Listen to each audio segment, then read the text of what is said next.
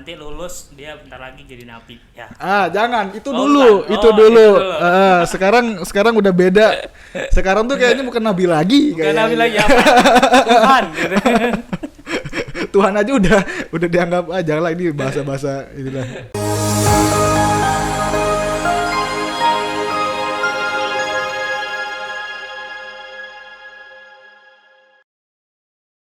Oke guys, balik lagi bareng saya Rais Radi Ganda Putra di segmen Digi, tempatnya ngobrol santai dan insightful. Di sesi episode kali ini tentunya gue bawa tamu yang spesial. Kalau spesial harusnya sih telurnya lebih dari 2 ya. Nah, itu kita bakal ada Mas Alfat Hussein. Halo. Sehat, aku sehat. Gimana Mas Alfat kabarnya? Alhamdulillah sehat Mas Rais. Alhamdulillah sehat ya Mas ya. Sehat walafiat, terutama indeks ekonomi harus sehat-sehat sih, nggak boleh sakit. Iya pasti itu. Betul.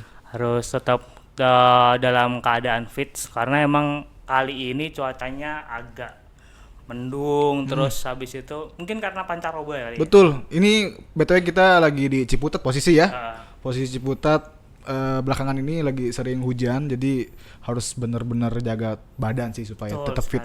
Betul. Tapi emang tiap hari gimana kalau untuk olahraga Mas Alfat tiap hari gitu? Oh iya, teman-teman lihat IG saya Alfat Hussein. Di situ saya sering upload konten-konten olahraga, terutama lari karena lari saya sebenarnya baru belakangan ini sih, udah setahun terakhir saya lari.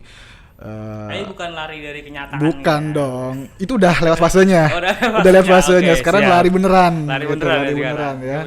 Nah, itu sebenarnya aku lari itu ya untuk tetap menjaga kesehatan aja sih.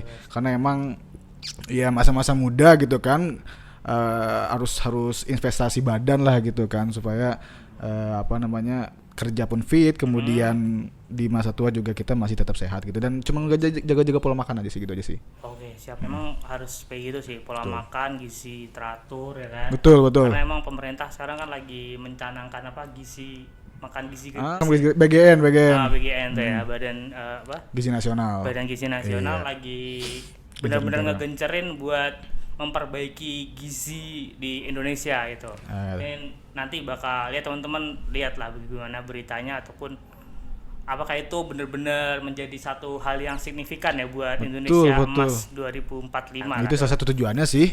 BGN, Badan Gizi Nasional, ya kita udah banyak berita berseliweran tentang BGN. Ya mudah-mudahan sih kita dukung aja ya program pemerintah apapun itu, walaupun banyak pro kontra. Selagi itu positif ya kami dukung, tapi ya jangan sampai ada kejadian keracunan. Nah.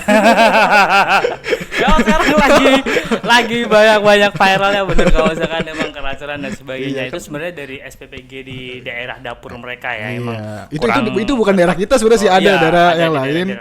Okay. Dia juga punya program yang sama, cuman keracunan warganya. Oke, siap. Itu jangan sampai terjadi di negara kita, karena emang makan gizi bergratis ini sebenarnya juga bagus ya untuk ke depannya di Indonesia Emas 2045. Oke, kalau saat ini kesibukannya Mas Alfat sendiri apa nih? Selain tadi lari dari kenyataan hidup ya kan, pasti perlu banyak hal tuh untuk ini. Apa tuh kesibukan? Untuk kesibukan sekarang sih saat ini aku masih berstatus mahasiswa. Mahasiswa S1 bos, masih S1. S1 ternyata. S1 aku masih emang boros ya muka aku ya, boros banget ya. Aku masih S1 cuman S1 ujung lah. S1 ujung kulon. Ujung kulon. Nah, di waktu bersamaan juga aku juga punya pekerjaan juga. Kebetulan kerjaanku startup di bidang jasa di Pamulang. Kemudian aku juga ikut salah satu penerbit buku lah, kitab gitu kan. Itu sih kegiatanku saat ini sama ya, bikin konten. Sekarang lagi sering-sering bikin konten sih. Konten-kontenku tuh tentang traveling, kemudian olahraga, talking head aja sih gitu sih. Jadi kalau misalkan di profesi kehidupan itu Mas Alfat sendiri itu membagi dirinya itu sebagai freelance kah, atau emang pekerja apa tuh pekerja tetap atau bagaimana, karena tadi banyak banget tuh apa kegiatan yang kemudian dicanangkan atau sebagai penulis kah tadi di satu lembaga atau bagaimana tuh? Karena status gue masih mahasiswa, aku belum berani untuk mencoba pekerjaan yang full time gitu kan. Jadi kerjaan-kerjaanku ini sebenarnya dia fleksibel dan aku bisa membagi nih antar kerjaanku sama kerjaan di kampus, urusanku di kampus. Nah, dibilang freelance juga enggak. Bahasanya mungkin freelance tapi ada kontrak juga sebenarnya, ada kontrak. Ada kontrak tertulis juga. Cuman ya alhamdulillah kerjaanku saat ini bisa mendukungku juga untuk menyelesaikan studi saya juga di kampus gitu kan. Oh ya, tadi ngomong jurusan apa nih? Jurusan apa? Oh iya. Fakultas apa? Aku kampus apa ya? Jurusan, oh iya belum tahu kampus ya, benar. Aku jurusan Ilmu Al-Quran dan Tafsir, Fakultas Uludin di UIN Syarif Hidayatullah Jakarta, guys. Anjir. Nanti lulus dia bentar lagi jadi napi ya. Jangan, itu dulu. Sekarang udah beda. Sekarang tuh kayaknya bukan nabi lagi. Bukan nabi lagi apa? Tuhan gitu.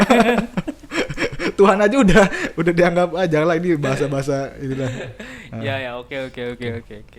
Di Usuludin dari jurusan Tafsir, aku yang berangkat tafsir. Okay. Betul. Kebetulan emang aku mengambil jurusan itu, latar belakangku adalah aku sebenarnya dari SD pun aku udah di SDIT, ya.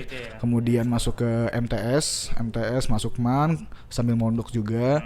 Kemudian aku tertarik studi tafsir Quran gitu kan, dari aliyah juga aku tertarik akan pelajaran tafsir Quran. Jadi ya udah aku minat di situ, aku coba, berhasil. Saat itu aku jalur prestasi juga alhamdulillah dan diterima di UIN gitu. Alhamdulillah ya. Karena emang jadi salah satu udah inceran ya di sejak MA tuh, ya. Sebenarnya inceran sih enggak ya. Inceran enggak ya. Karena emang ada beberapa mahasiswa yang kemudian cerita sama gue katanya, wah, gue kayaknya salah jurusan nih. Gitu. Iya. Yang mungkin ada beberapa mahasiswa tuh kayak gitu tuh. Tapi ini udah emang dari MA ya, udah ditahu. Iya, aku udah ada minimal ada rasa ketertarikan terhadap mata pelajaran tersebut. Emang yang terpenting tuh ketertarikan ya. Tapi apalagi tertarikan sama lawan jenis ya kan itu. Betul. Tolong ini Bapak sudah punya istri. Saya digoreng terus nih. Itu. Takutnya karena itu tadi ternyata tidak tertarik dengan lawan jenis itu kan satu hal penyakit ya. Itu kan penyakit sih. Itu kan bahaya. Benar penyakit. Sangat bahaya sekali gitu. Oke, terus karena tadi backgroundnya udah MA kemudian masuk kuliah, emang kenapa kemudian kok memilih untuk masuk kuliah nih setelah MA lulus madrasah aliyah ya? MA itu kan madrasah aliyah, setelah lulus di MA melanjutkan untuk ke jenjang kuliah S1 itu apa kemudian menjadi landasan dasarnya? Oke, aku mau cerita sedikit ya. Ini kan juga sebagai motivasi buat teman-teman betul. masih di MA atau MTS yang sederajat ya kan. Nah, itu mungkin bisa jadi motivasi. Itu gimana? Nah, aku juga mau cerita kalau backgroundku juga sebenarnya keluarga yang backgroundnya hilang apa enggak? Backgroundnya hijau, green screen gitu ya. Green screen. Makanya bisa berubah-ubah nih background nih. Background bisa berubah-ubah nih. Oke, terus. Nah, aku keluarga yang ya lumayan standar lah gitu kan ya. Siap.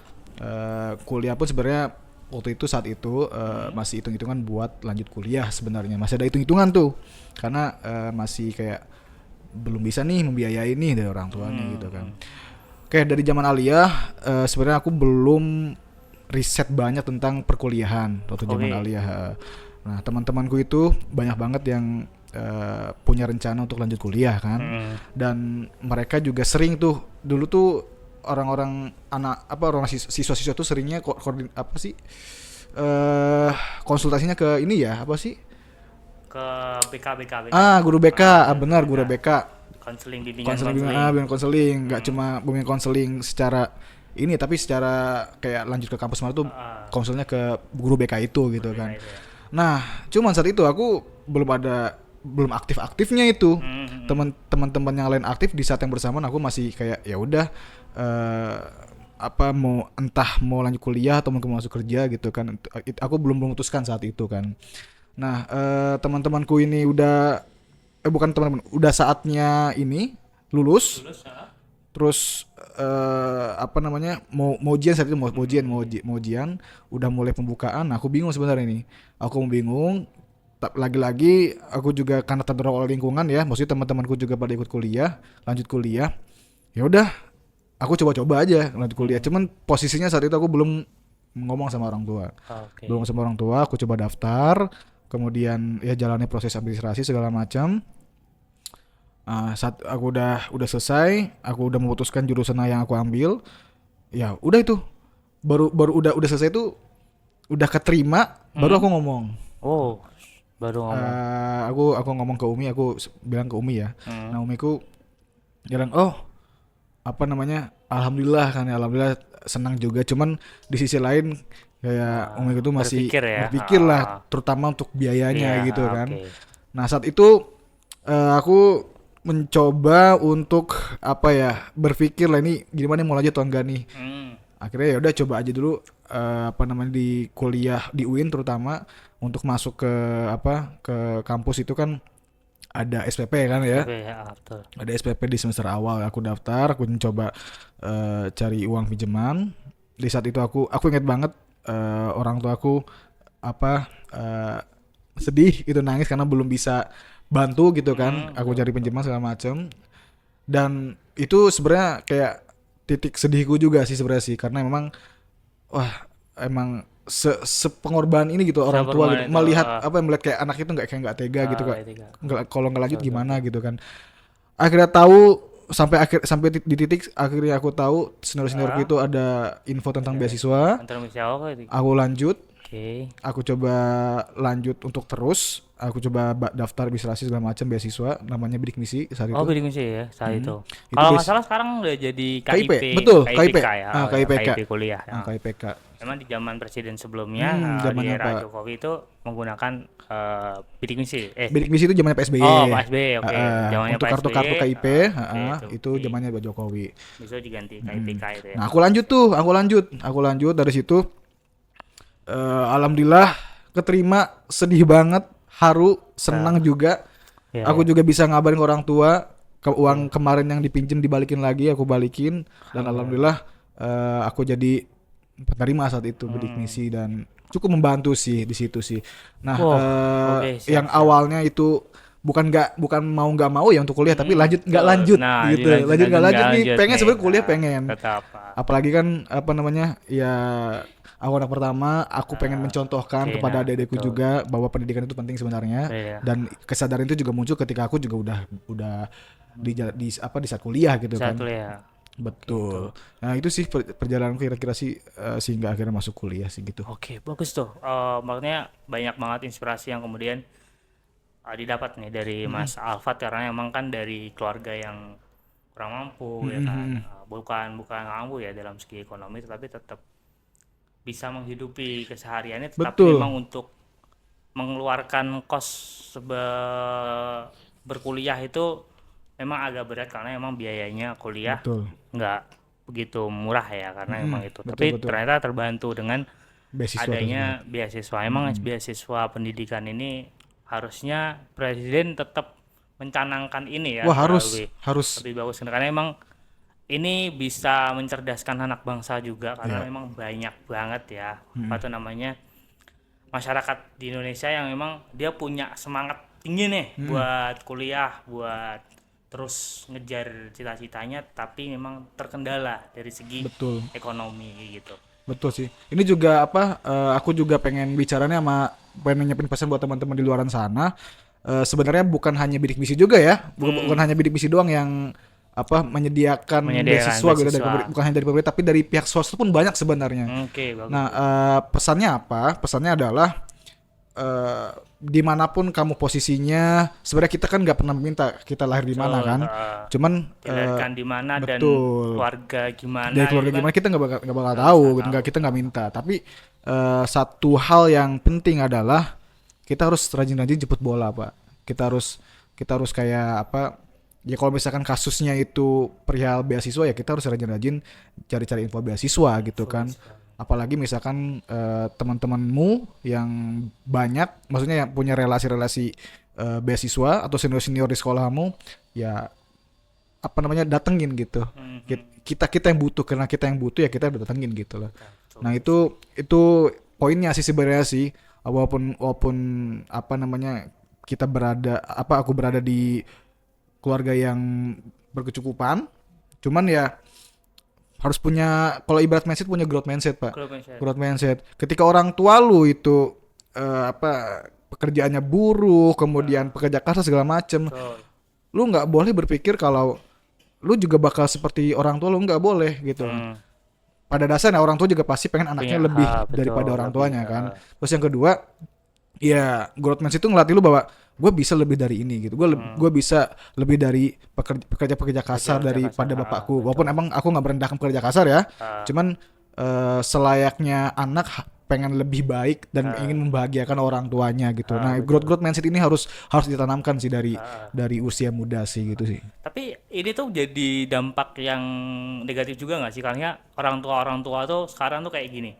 Banyak kan dia bilang, nak besok nak kamu belajar yang giat gitu, belajar yang rajin, nanti biar nggak kayak bapak ya jadi petani. Emang serendah itu kah jadi petani? Kan padahal sekarang penghasilan ataupun orang mau makan, presiden ataupun apapun pejabat dan sebagainya, makan kan pasti pakai nasi kan. Mereka malah menjadi salah satu lumbung pangan utama di Indonesia kan untuk pertanian, tetapi malah menjadi titik terendah karena emang kalau kamu tuh kalau udah besar nanti belajar yang giat yang rajin biar nggak jadi petani gitu, karena memang akhirnya mindsetnya petani itu serendah itu memang. Ataupun gimana, maksudnya menurut Mas Alfat gimana?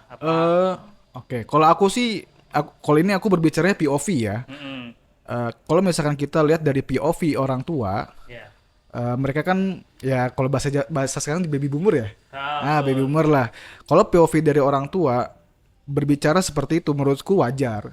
Soalnya apa? Pertama, mereka itu melihat bahwa ya udah kayak pekerja petani itu, bekerja sebagai petani itu capek, kerja kasar segala macem lah. Kemudian Tapi kan akhirnya sekarang jadi dikit nih petani Indonesia, kemudian orang-orang bahkan anak milenial sekarang kan jarang tuh yang ada petani. Mungkin ada sih beberapa mereka yang kemudian jadi petani milenial yang kemudian menggunakan alat-alat teknologi bagus ya gitu kan, seperti itu.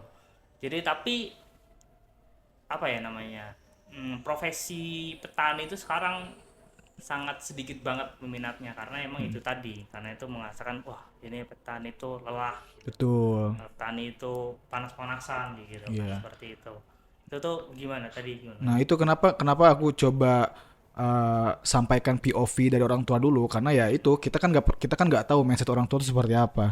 Beda kan dengan mindset anak muda. Mungkin mindset anak muda berbeda nih, POV-nya anak muda berbeda dengan POV-nya orang tua. Nah POV orang tua itu ya pasti ngelihatnya mereka yang kerja kasar jadi petani ya capek gitu kan, dan mereka melihat anak-anak muda atau mungkin orang-orang sukses itu rata-rata kerja di kantor. Jadi standar menurut orang tua sukses itu ya udah kerjanya di kantor, kerja yang tanpa kerja kasar, tanpa kayak ya udah kerjanya nggak di sawah segala macem lah. Itu kita harus lihat dulu nih kenapa orang tua itu bisa berbicara seperti itu, POV orang tua itu seperti apa. Nah menurutku kalau dariku nih POV kita lah Gen Z lah, kita milih itu apa Gen Z? Gen Z ya milenial gitu. Oh ya pokoknya generasi kita sekarang lah gitu ya. Nah, generasi kita sekarang tuh justru ngelihat POV-nya tuh lebih luas. Sawah tuh nggak kayak garap, kayak jadi petani tuh sebenarnya nggak buruk-buruk amat sebenarnya. Tapi bagaimana caranya metodenya itu diubah gitu. Misalkan yang dulunya kita capek-capek nih nggak garap sawah gitu kan, pakai modal tangan segala macam, alat-alat tradisional. Sekarang mungkin dengan majunya teknologi, anak-anak muda sekarang mungkin bisa lebih explore lagi nih alat-alat yang bisa memudahkan dengan bantuan teknologi. Nah itu menurutku bukan apa sih kalau kalau kerjaannya sih tetap sama, cuman metodenya ini yang diubah nih, mindset juga diubah. Sebenarnya kan kita juga makan nasi ya makan juga kan, kita juga nggak bisa tuh apa sih apa namanya makan, maksudnya petani dihapuskannya kan nggak mungkin, Nggak soalnya mungkin, kita bisa. juga tetap butuh nasi, orang Indonesia butuh nasi gitu kan. Tapi yang kita ubah adalah mindsetnya, mindset anak-anak muda. Ya udah, tetap para petani ini ada, mau hadir gitu kan, cuman kita bantu nih, kita coba apa bantu lewat apa dorong-dorong teknologi supaya memudahkan, supaya kayak nggak apa sih nggak bener-bener capek nih orang tua nih. Sebenarnya fungsi daripada sekolah pendidikan tuh untuk itu sih, Oh, siap. membantu. Menurutku nggak bisa dianggap bahwa petani itu pekerjaan rendah, nggak bisa dianggap. Pekerjaan kantoran juga, pekerjaan tinggi nggak bisa dianggap juga.